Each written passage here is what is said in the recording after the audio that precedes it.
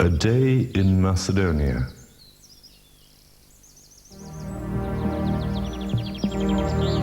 Once the veil of night has been lifted, we can see Macedonia bathed in light. The light slowly begins to warm the traditional fishing enclosures of Lake Doiran, the narrow alleys and snow-white houses. Gradually it reveals the mysticism of monasteries, casts a glance over dewy mountains and valleys, and warms the soul of lakes and rivers, hidden attics and secret garrets.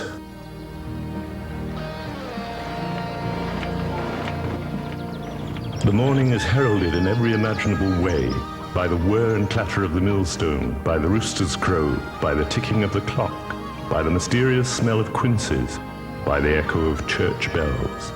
The day is heralded by a synthesis of all possible colors in a wonderful watercolor. The day is born, and with it the innocent baby's smile. Suddenly, everyone is up.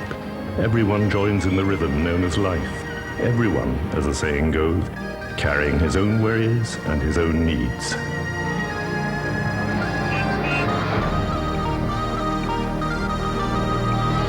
Macedonia is an open land. You can enter Macedonia from all four corners of the world, from the countries it borders, or, if you travel here by plane, you can land at either of the country's two airports, in Ohrid or in Skopje.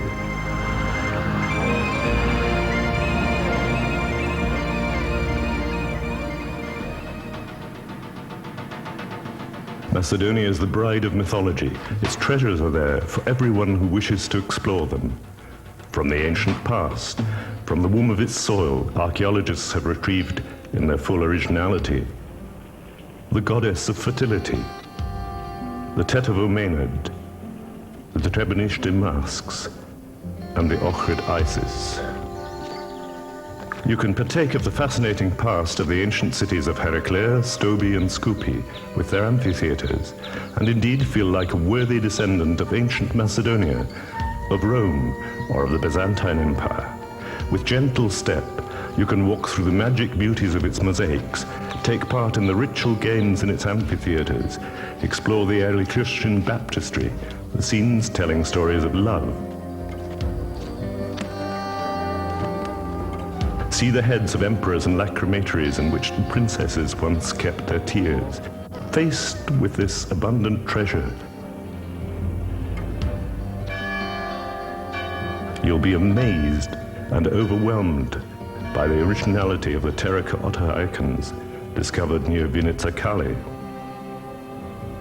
You will hear of Christianity preached by the Apostle Paul in Macedonia, where his encounter with the Macedonian woman Lydia, as recorded in the Acts of the Apostles in the Bible, is mentioned for the first time.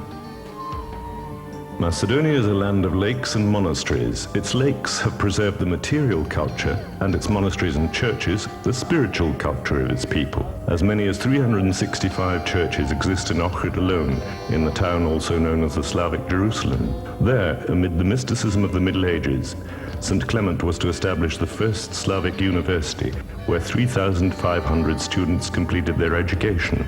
The oldest Slavonic texts date back to the 12th century AD. Among the masterpieces of sacral architecture to be found amid this Byzantine serenity, we should single out the artistic achievements of the fresco painters Michael and Eutychius. It is a fascinating fact that the fresco of the Lamentation of Christ in the Church of St. Panteleimon at Neresi was painted some 140 years before Giotto's Pietà. Some scholars believe that it is to this fresco that the roots of the European Renaissance can be traced.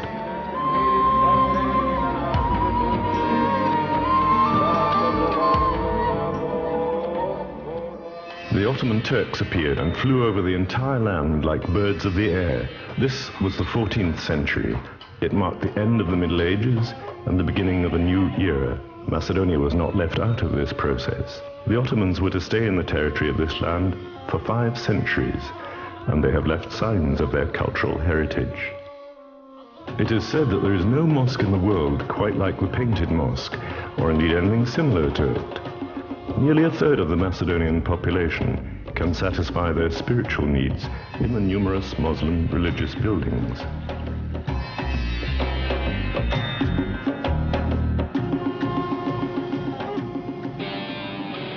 The past, the present, and the future are inextricably linked and interwoven in Macedonia. Apart from modern facilities, you should not be surprised to see an old blacksmith shop, a loom from whose soft threads delicate handicrafts are created, or the millstone of a watermill.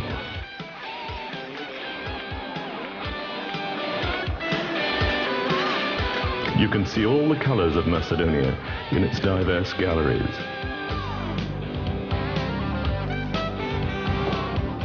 Today's offices, breathing the spirit of the modern age, are also decorated with the work of excellent traditional artists.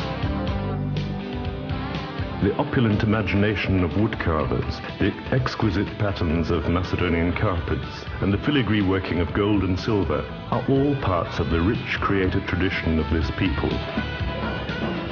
In this wonderful and sometimes utterly surreal world, the table is laden with products proffered by Mother Earth. Large bunches of grapes appear to have imbibed the very sunshine scattered across the plentiful vineyards that look as if they have been tailored with scissors. The generosity of the god Bacchus is to blame for the many wine cellars. Macedonian apples, peeping out everywhere like the cheeks of smiling children, are also the color of wine. Macedonia offers ecologically healthy food, grown close to the springs of all-bearing Mother Nature. This food, say those who know, can have an aphrodisiac effect. You can smell the fragrance of tobacco across the fields of Macedonia. It is known here as yellow gold and provides subsistence for a large part of the Macedonian population. In the high mountains, you can see endless white flocks of sheep, herded by the breed of dog called the Sharplaninets. It is here that the high-quality sheep's cheese known as kashkava is produced. Macedonia is a small country with a great soul. It was admitted as the 181st member of the United Nations. It covers a modest area of 25,713 square kilometers and has some 2.1 million inhabitants. But the Macedonians do not consider this a disadvantage.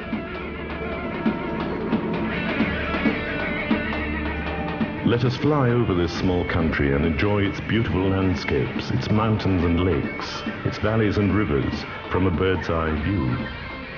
Macedonia has more than 90 mountain peaks higher than 2,000 meters and nearly 100 hectares under forest. Its lowest altitude is 44 meters and its highest peak reaches 2,764 meters.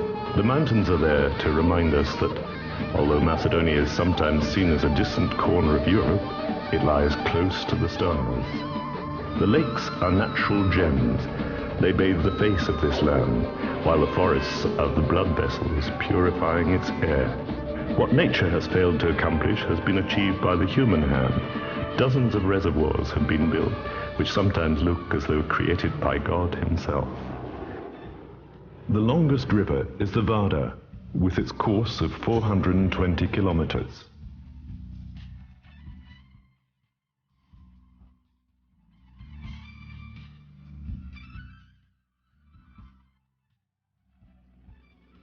When you're in Macedonia, you frequently have a feeling that you've come to a world of eternity.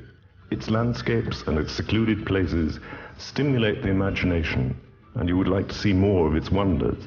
You're convinced that more inspiration awaits you up there in its highlands, and more mysticism down in its lowlands. The mountain peaks look as if they support the sky, while the sky is reflected in Macedonia's lakes. If you want to try out your mountaineering abilities, if you're a lover of adventure, Macedonia's craggy mountains are the perfect medium.